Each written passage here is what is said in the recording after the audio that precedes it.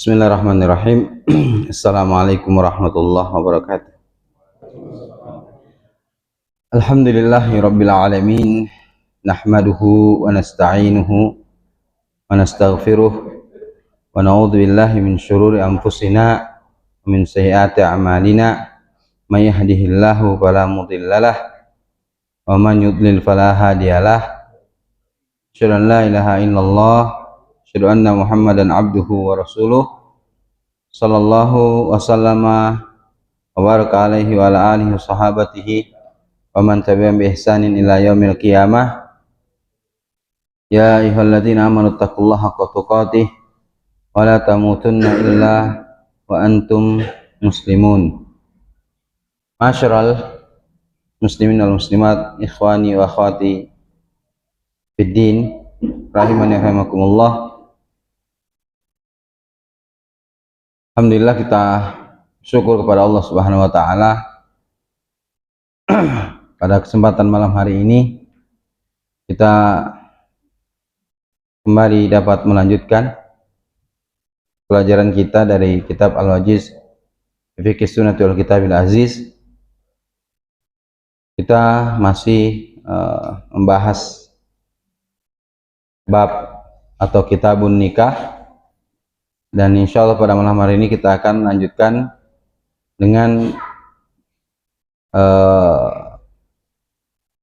perkataan muallif atau penulis kitab Syekh Abdul Azim Al-Badawi Al-Khilafi hafizallahu taala, dengan judul An-Nadharu ilal Makhtubah, melihat ya kepada wanita yang akan dilamar.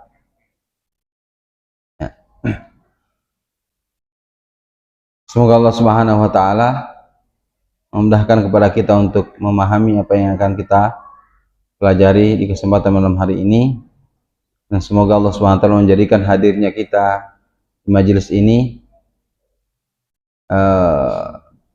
menjadi pemberat timbangan kebaikan kita pada hari kiamat nanti, dan semoga kita masih dihitung sebagai orang yang sholat, karena kita menanti sholat isya dengan kita mengisi antara maghrib dan isya tersebut pengajian.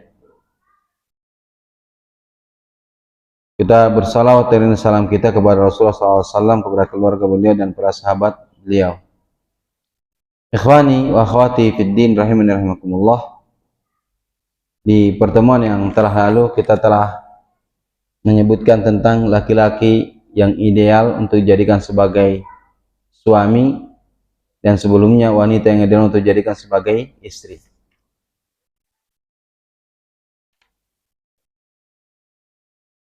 Kemudian muallif berkata, memandang atau melihat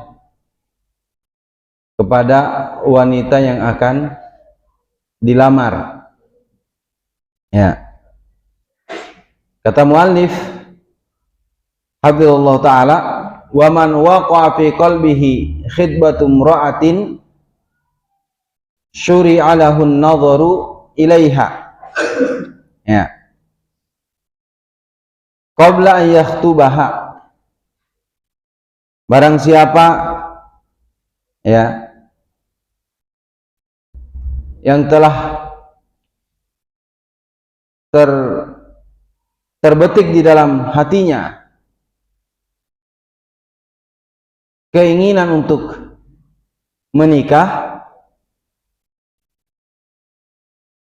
ya, keinginan untuk melamar seorang wanita, maka syuri'a lahun nadharu ilaiha, ya, disyariatkan bagi dia untuk melihat nazar kepada wanita tersebut, ya. Jadi syariatkan nazar. Makanya kata para ulama, nazar ini hukumnya mustahab, disunnahkan, ya.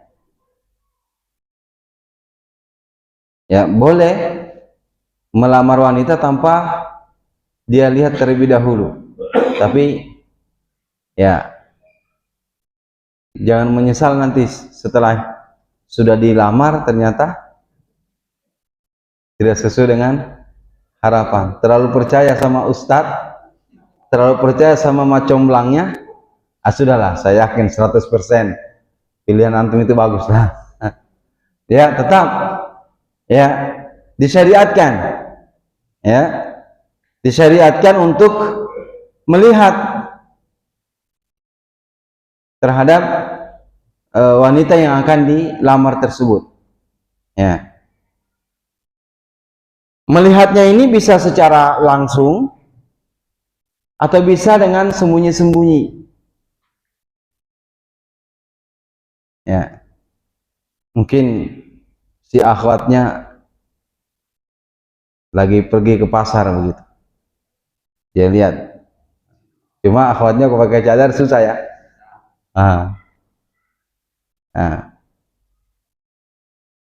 Atau ya dia datang ke rumah orang tua wanita tersebut. Hal ini didasarkan pada hadis yang sahih diriwayatkan Imam Ibnu Majah, ya, dari Muhammad bin Maslamah radhiyallahu anhu, beliau berkata, "Khatabtu imra'atan." Aku ya telah meminang seorang wanita. Di sini menggunakan fi'il amr, fi'il mudhari, padahal dia belum melamarnya sebenarnya. Maksudnya dia sudah punya tekad. Ya, saya benar-benar ingin menikahi seorang wanita, begitulah maksudnya. Ya. Faja'altu atakhabba'u laha. Maka aku pun bersembunyi. Bersembunyi untuk melihat dia. Ya. Hatta nazartu ilaiha fi nakhlin laha. Sehingga aku melihat dia itu di bawah yakni pohon korma punya dia gitu. Berarti si wanita ini ada di bawah pohon korma, bukan di bawah pohon tomat. Di bawah pohon korma. Kalau kita mungkin bawah pohon sawit. Ya. Jadi dia sembunyi, ngintip ya. Ini ngintip yang dibolehkan. Ya, karena dia sudah betul-betul ingin menikahinya. Faqila lahu. Lalu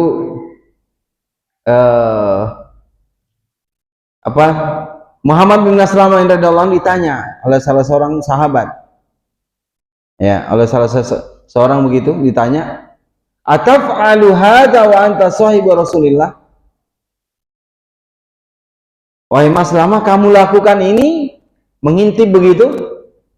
Mengintip seorang wanita berarti di zaman itu tidak biasa perbuatan itu. Ya, ngintip perempuan. Ya. Sahabat ini, laki-laki ini berkata kepada Muhammad bin Maslamah, engkau lakukan seperti ini, engkau lakukan ini sementara engkau adalah sahabat Rasulullah. Ya.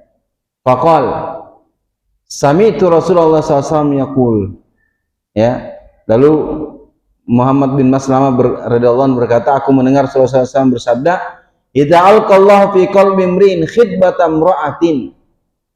Apabila Allah telah memasukkan ke dalam hati seseorang untuk melamar seorang wanita, fala ba'sa yanzuru ilaiha, maka tidak mengapa dia melihat kepadanya.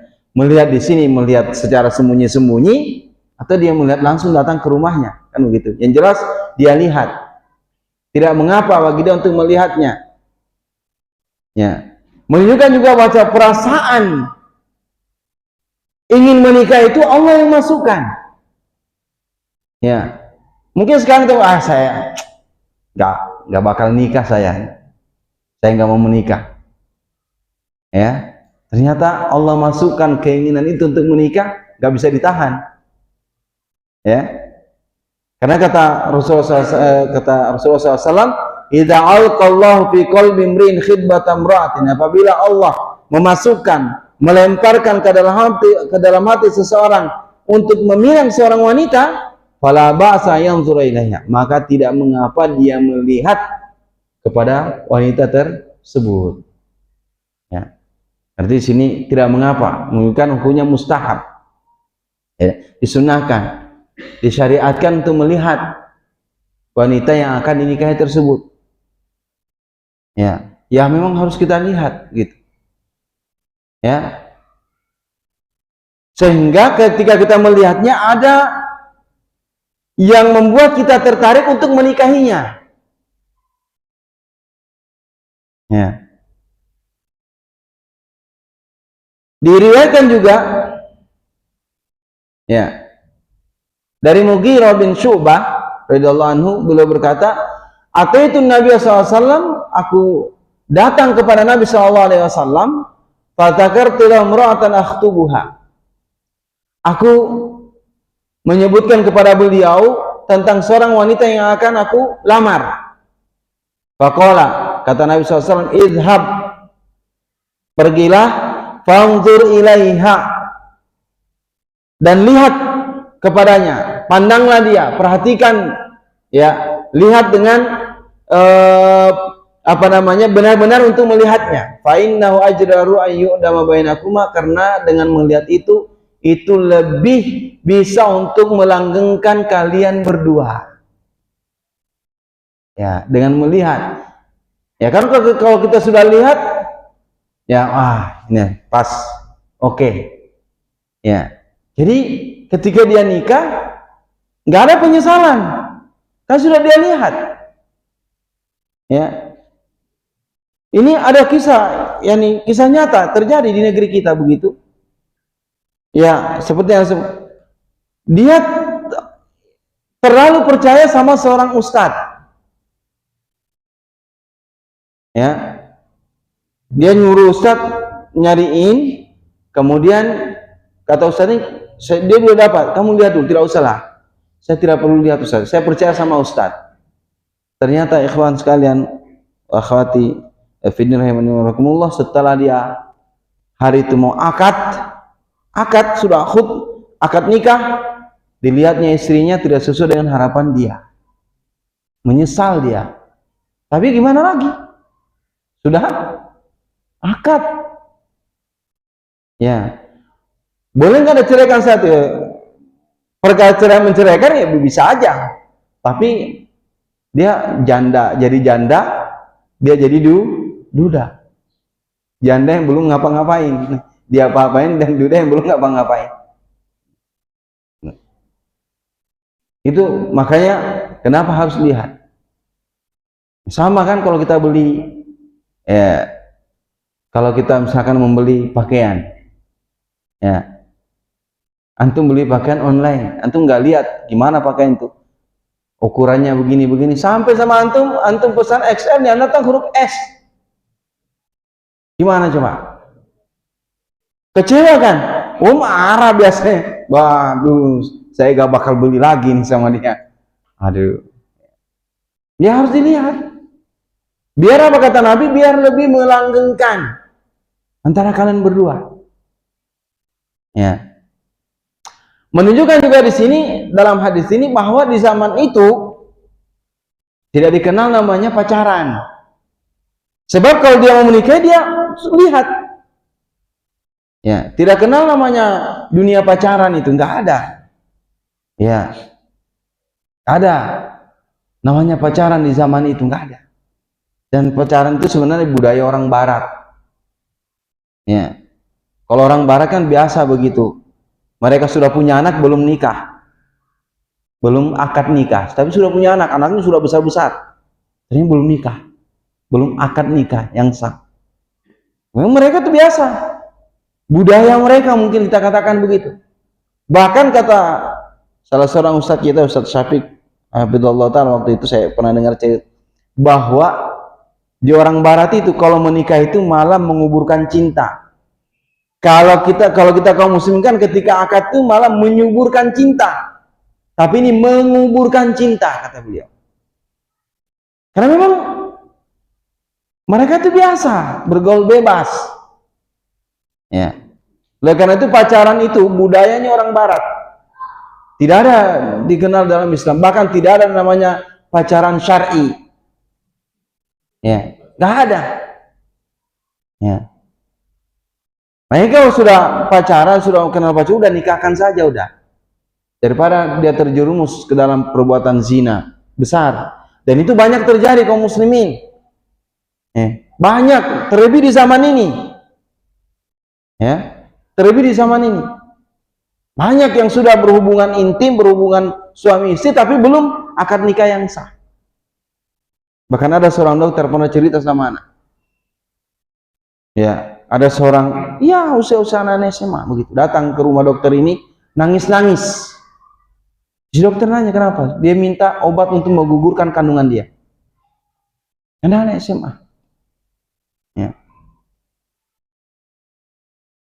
Maka di sini, ya, di zaman ini sang fitnahnya ya besar, terutama tentunya buat anak-anak kita, ya anak-anak kita yang sudah dewasa, sudah balik, itu betul-betul kita harus jaga pergaulan mereka. Anak-anak gadis yang cowok itu harus dijaga, betul-betul harus dijaga pergaulannya. Ya, terutama bukan kita artinya meremehkan sekolah-sekolah umum ya, terutama anak-anak yang sekolah di sekolah umum yang di sana campur baur laki-laki dengan perempuan. Ya, ini betul-betul kita ekstra waspada, perhatian kita yang terhadap anak-anak kita itu. Apalagi ya di sekolah-sekolah itu kan namanya pelajaran agama kan cuma 2 jam. Ya, bukan merendahkan sekolah-sekolah, tidak. Tapi jangankan itu, sekolah yang sudah dipisah saja laki-laki dan perempuan masih ada yang kebobolan begitu. Bagaimana lagi yang bercampur baur? Ya. Nah,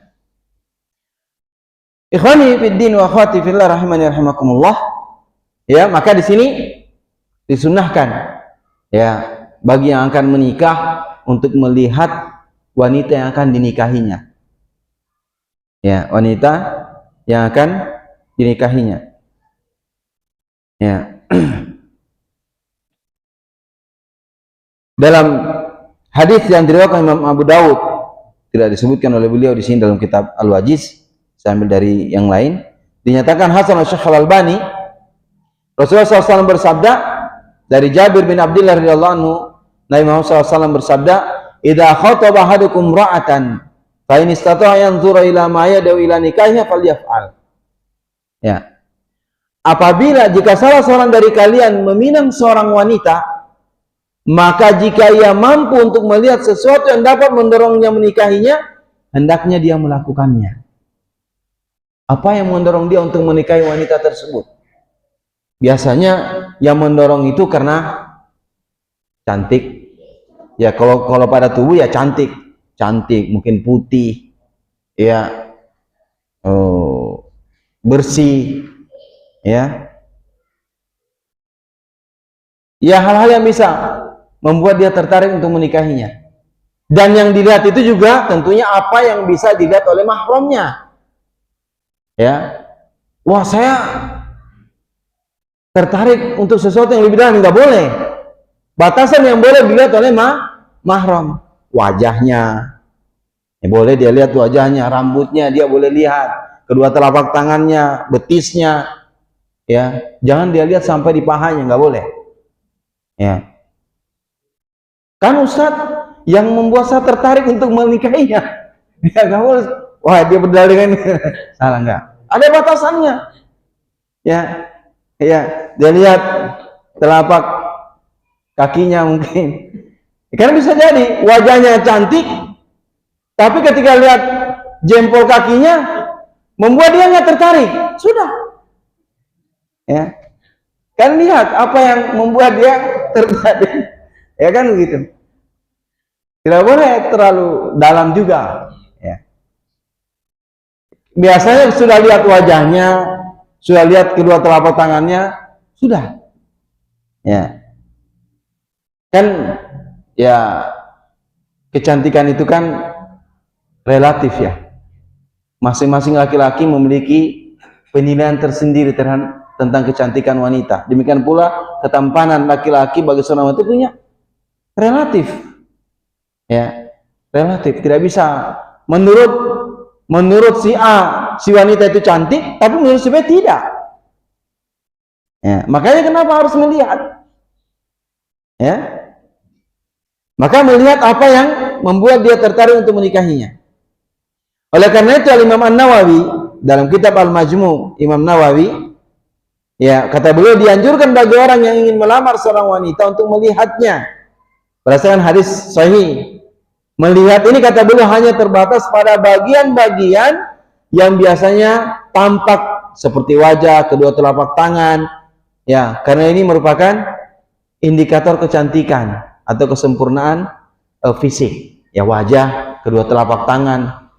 Ya, kalau sudah lihat wajah, kan ini kan yang biasa terlihat, ya, biasa terlihat.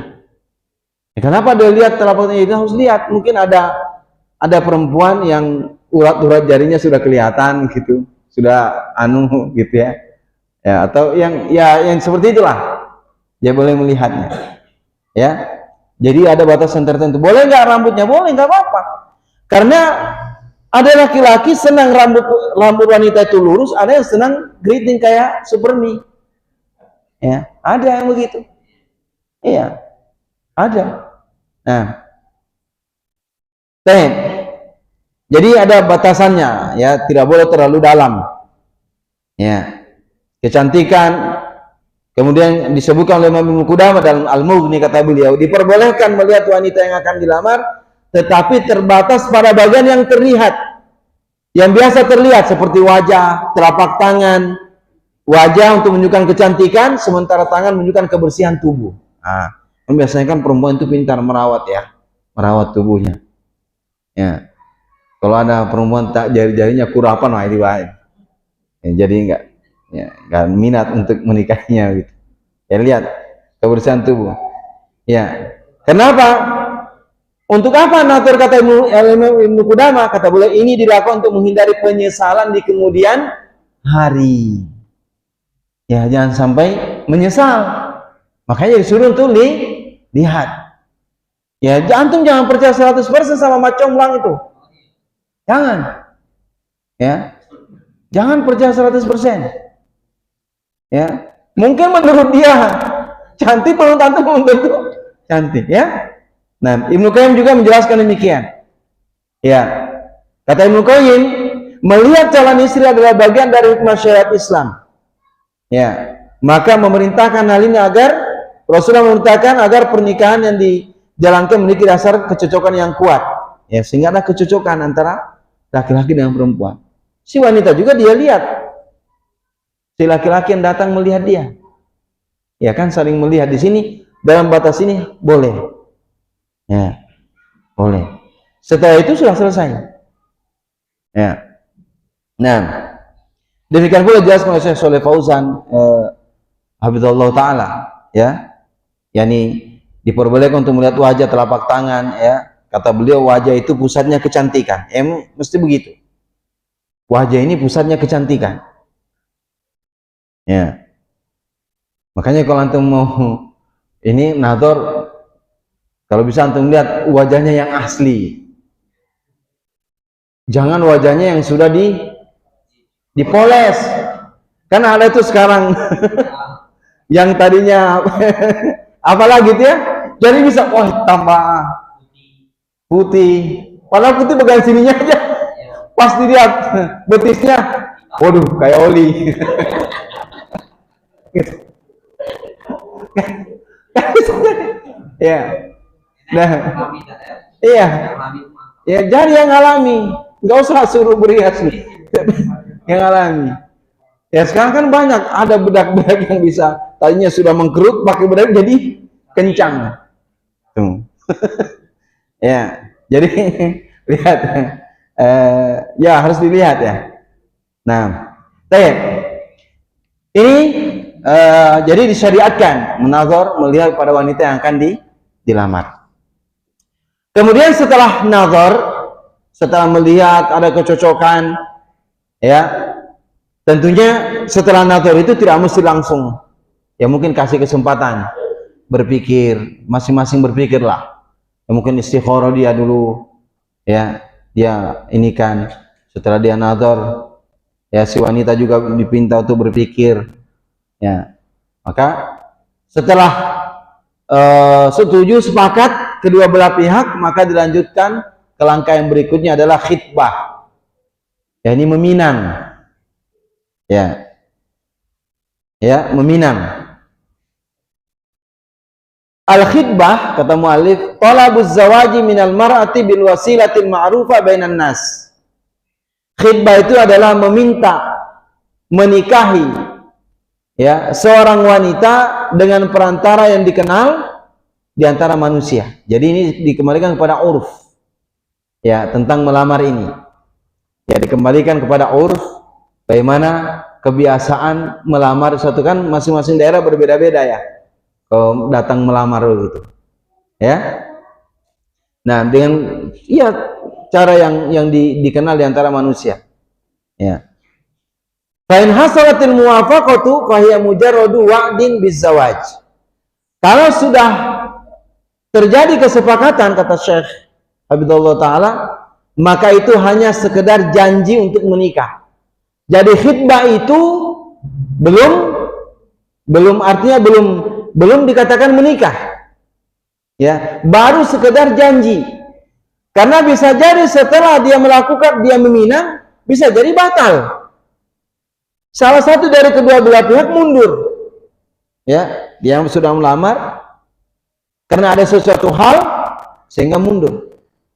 Ya, terkadang dia sudah ini, ya, terjadilah musyawarah di antara kedua belah pihak, ya, ternyata si wanita minta maharnya ini, uang nikahnya sekian, ya, si laki-laki wah gak sanggup nih, akhirnya mundur, ya. Jadi meminang itu baru hanya sekedar janji untuk menikah, ya, karena masih bisa nanti batal. Ada salah satu dari dua pihak ini membatalkan dan masih bisa batal. Ya, kita kalau misalkan dia batal jangan marah-marah. Ya kan belum sah sebagai suami istri, kan masih janji untuk menikahi. Ya. Nah, la yahillu lil khatibi biha syai'un minal makhtubati, belum halal bagi laki-laki yang melamar tadi terhadap wanita yang dilamarnya. Belum halal. Ya, belum boleh tukar cincin, belum. Ya, belum boleh yang macam-macam, ya, karena baru meminang, baru khitbah, ya. Bahkan si wanita itu masih bukan mahram dia, wanita asing buat dia, ya, hatta yaqida 'alaiha, hingga dia melakukan akad, ya, hingga melakukan akad. Oleh karena itu, wanita yang sudah dilamar itu tidak halal bagi seorang muslim yang lain untuk datang melamarnya, ya, belum boleh. Ya, dia sudah dilamar, si fulana telah dilamar oleh si fulan, datang si alan ingin melamar fulana tersebut, nggak boleh dia lamar, karena dia masih, ya, dia sudah ada laki-laki yang berdahulu melamarnya, ya, belum boleh, nggak boleh ada laki-laki yang lain yang masuk terlebih dahulu sampai terjadi pembatalan. Kalau sudah laki-laki yang pertama membatalkan, maka boleh yang lain masuk, ya. Nah, sebagaimana riwayat dari Ibnu Umar, nahan Nabiu an yabi'a ba'dukum ala bai'i ba'd. Nabi melarang menjual, Nabi SAW melarang untuk melarang sebagian kalian menjual atas jualan sebagian yang lain. Barang ini masih dalam proses penawaran oleh pihak yang satu, datang lagi yang satu, belum selesai, datang lagi. Ini nggak boleh menjual jualan di atas jualan orang lain. Wala yahtubu rajul ala khitbati akhi, dan tidak boleh seorang laki-laki meminang, ya, pinangan saudaranya, hatta yatrukal khatibu qablahu, hingga yang melamar pertama meninggalkannya, atau mengizinkannya untuk melamarnya. Ya. Maka tidak boleh kalau dia sudah dilamar, tidak boleh ada laki-laki lain yang masuk kecuali terjadi pembatalan atau mungkin laki-laki yang pertama mengalah. Sudahlah, kamu aja kalau begitu.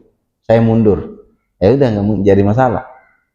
Yang penting kesepakatan, ya kepersetujuan yang melamar pertama. Ya. Nah, kemudian kata muallif Habibullah Ta'ala, wala yahillu lahu khitbatu mu'taddah min talaqin raj'in. Tidak halal bagi seorang laki-laki untuk meminang melamar wanita yang masih masa iddah. Ya. Ya. Tidak boleh seorang laki-laki meminang atau melamar seorang wanita yang masih dalam masa iddah raj'i, yang masa iddah yang masih bisa ya talak satu lah begitu, nggak boleh. Talak satu, talak dua, yang masih dalam masa iddah tidak boleh dipinang. Ya, kecuali kalau misalkan talak satu sudah keluar masa iddahnya, ya sudah keluar dari masa iddah, maka si laki-laki, ya nanti ada pembahasan tentang talak, maka ketika sudah keluar masa iddah si suaminya belum kembali, maka dia posisi talak bain. Ya. Nah, kalau si wanita ini sudah talak satu, sudah keluar masa iddah, si laki-lakinya belum kembali, boleh nggak dia nikah? Sudah keluar masa iddah, boleh. Ya, boleh. Karena sudah keluar masa iddah, laki-lakinya tidak kembali. Kalau si laki-laki ini mau menikahi wanita yang sudah dia talak tadi, sudah keluar dari masa iddah, dia kembalinya harus akad baru. Karena sudah keluar masa iddahnya. Ya, makanya kalau dia talak istrinya, talak satu, kalau dia mau kembali dalam tidak perlu akad baru, yaitu kembali dia dalam masa iddah. 3 kali haid. Di masa 3 kali haid itu. Ya. Tapi kalau sudah keluar dari itu, dia mau rujuk, maka dia akad baru. Ya, akad baru. Ya, makanya wanita yang talak satu, kalau memang sudah tidak mau sama suaminya, ya, suaminya juga sudah tidak mau kembali sama dia, sudah dia boleh nikah lagi dengan laki-laki lain. Ya. Dengan syarat sudah keluar dari masa iddahnya. Ya, kalau dia masih dalam masalah iddah nggak boleh. Oh, nggak bisa. Nanti suaminya bilang atau dia ke pengadilan. Ya, nanti pengadilan paling jatuhin vonis talak 2 misalkan. Ya. Nanti insya Allah ada pembahasan khusus tentang talak. Ya. Ya, sampai sini ada pertanyaan.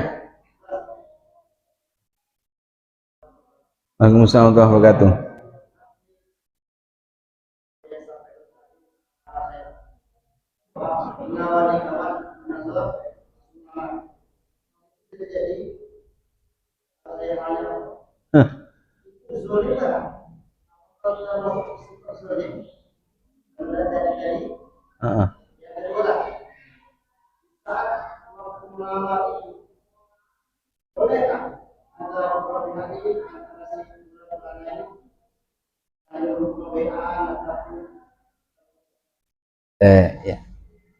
Ya.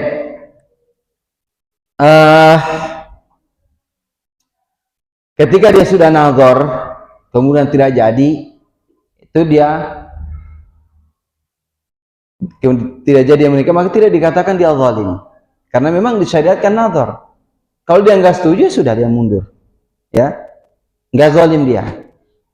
Namun si laki-laki ini jangan dia ceritakan aib yang ada pada wanita tersebut. Ya, kalau dia misalkan pernah kiriman foto, maka fotonya dihapus. Ya. Kemudian kalau misalkan sudah dilamar, ya, sudah boleh nggak dia ngobrol lewat telepon? Belum boleh. Kalau dia mau ngobrol lewat orang tuanya. Ya. Ustaz, biar kenal lebih jauh. Mau kenal lebih jauh nanti, sudah akad kenal lebih jauh.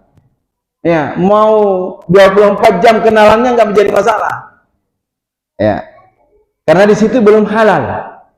Harus masih tetap ada pembatasan. Maka lewat mahramnya kita komunikasi. Nanti untuk kenal lebih jauhnya gampang nanti. Selesai akad, sudah kenalan sana sepuasnya gitu.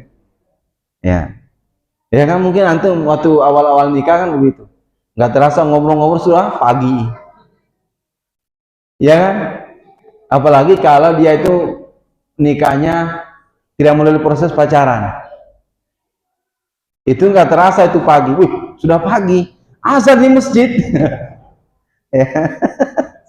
Tapi kalau sudah pacaran, biasa pacaran, alah biasa lah ini. Udah ngobrol dulu, udah pergi berdua. Itu sudah biasa. Nah, ada lagi. Betul. Waalaikumsalam.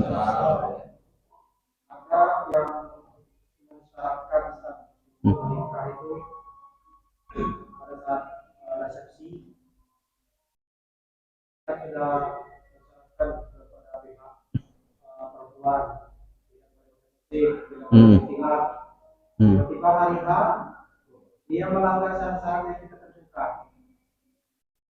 Semua sudah tersebar undangan, kamu sudah datang, penghulu sudah datang. Bagaimana kalau kita batalkan? Kejadian seperti itu, dia melanggar syarat yang kita tentukan. Ya, kalau misalkan di awal sudah ada, nanti kalau melanggar ini maka batal. Kalau memang itu ada, ya sudah batalkan. Karena sudah ada kesepakatan di awal. Karena al-muslimu ala syurutihim. Seorang muslim berdasarkan persyaratan disepakati. Tapi dengan syarat itu berbunyi bahwa jika ini dilanggar, maka dibatalkan acaranya. Ya. Tapi tentunya juga, ya kalau memang itu ada tertulis begitu, ya, terucapkan begitu dan disepakati oleh kedua belah pihak, maka boleh dia batalkan. Kan sudah disepakati, boleh. Karena al muslimu ala surutihim, seorang muslim berdasarkan persyaratan yang mereka sepakati. Ya, tapi kalau misalkan tidak ada, ya, kita sudah serahkan tapi ternyata terjadi, lanjutkan. Pernikahan yang berdosa adalah yang melakukan itu. Ya, yang berdosa, yang melanggar yang sudah kita sepakati. Tapi kalau memang ada akad dibunyikan begitu, ya sudah, gimana lagi? Berarti kan kedua belah pihak sudah setuju. Jika ini dilanggar, maka pernikahan tidak dilanjutkan. Ya boleh, gak jadi masalah. Yang penting bisa, ya memang ya berat ya. Sudah tamu datang, masakan sudah dimasak, aduh, berat. Tapi itulah risiko perjanjian. Ya, risiko perjanjian. Ya kita juga mesti ketika kita sudah seperti itu, maksudnya kita ingin betul-betul syar'i, tapi ada banyak hal. Karena orang tua dia belum kenal pengajian, belum paham yang seperti itu. Sudah diberikan masukan tetap juga, ya sudah.